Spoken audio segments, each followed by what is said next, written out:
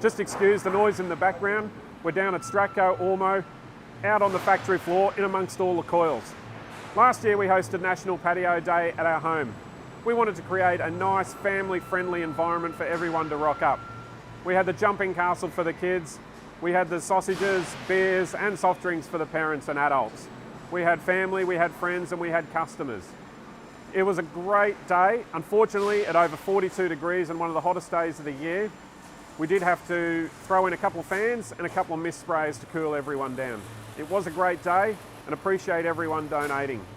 We had one large substantial donation, which we'd like to thank. It was a family member and he himself has had cancer before, as well as a couple of friends of his. So we'd just like to thank him for donating that large, sizable cheque to help Cancer Council. This year again, we're going to host it at the same place. We're going to throw on the jumping castle, the beers, the sausages, and maybe the fans, and maybe not as hot a hot day.